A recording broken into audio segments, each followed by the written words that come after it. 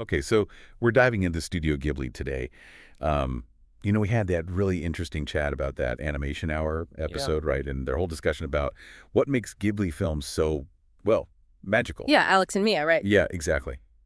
And it seemed like something we could really dig into. I mean, there's so much to unpack there. Like, how do they create those worlds that feel both fantastical and so emotionally real, you Mm. know? Right away, the thing that jumps out, I think, is that transportive quality. Alex and Mia talked about that too. It's like you're swept into these completely different realities, but they resonate. They feel human somehow, even with all the spirits and magic and stuff. Okay, so let's break that down. So one thing that the Animation Hour highlighted was like the power of hand-drawn animation, right? Hmm. That warmth, that artistry that you don't always get with digital. It's like you can almost feel the hand of the artist in every frame. Totally. And it goes beyond just the individual drawings, I think. You have to look at the backgrounds, like Yeah. the sheer detail. That crazy bathhouse in Spirited Away, right? You get the sense that every corner has a story, that people actually live and work there. That level of detail, it just pulls you in. And those visuals are always bathed in this like warm, nostalgic color palette, like a visual hug, even if you're watching something as intense as like the battles in Princess Mononoke.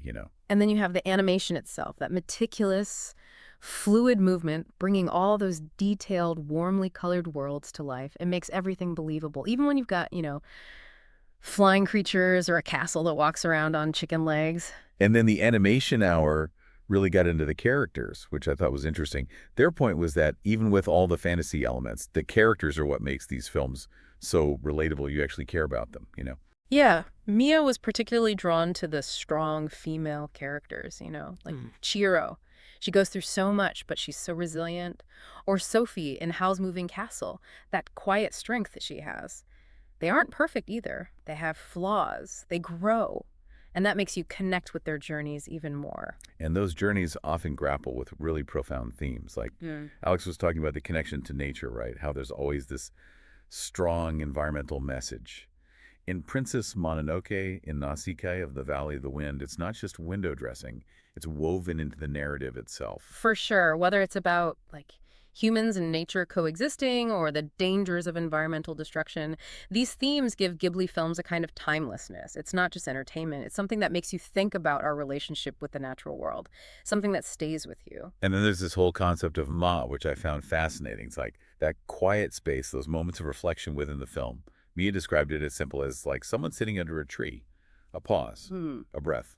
It is like a breath. Like think about it musically, the space between the notes. That's what gives a melody its shape, its feeling. And in Ghibli films, that's what Ma does. It lets you absorb the atmosphere, understand what the characters are feeling, even without words. It's visual storytelling, but in a really powerful, subtle way. And of course, you can't talk about Ghibli without talking about the music, Joe Hisaishi. Like the theme from Spirited Away. Yeah. Mia said it gives her chills every time.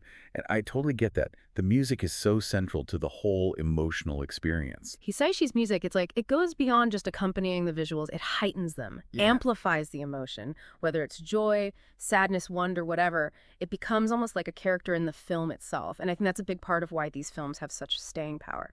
It's funny. We've been talking about all these common elements, these things that make Ghibli films. But it was interesting hearing how Alex's favorite is Princess Mononoke, all that epic scope and action. And then Mia is drawn to something like Whisper of the Heart, which is a much quieter, more grounded coming-of-age story. It shows you how much range there is within that distinct style. Yeah, totally. They have that like signature look, those recurring themes, but they use them to tell such a diverse range of stories. It's why there's a Ghibli film out there for everyone, I think.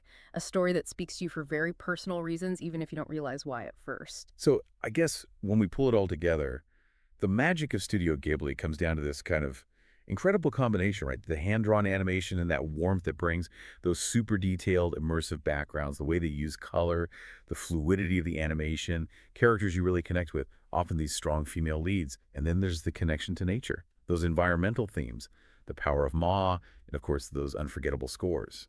And what's amazing, I think, is how consistently they do it, how they weave all these elements together. It's like their own language, their own unique way of seeing the world and sharing it with us. It's truly special. So here's something to think about after all this Ghibli talk. Consider those Ma moments in your own life, those times when you just stop and be Oh, and reflect. How do those moments, that stillness, help you understand yourself or even the world around you better? Does that resonate with how Ghibli films make you feel, that sense of being completely immersed?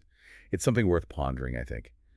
Anyway, thanks for taking this deep dive with us. Yeah, thanks for having me. Absolutely.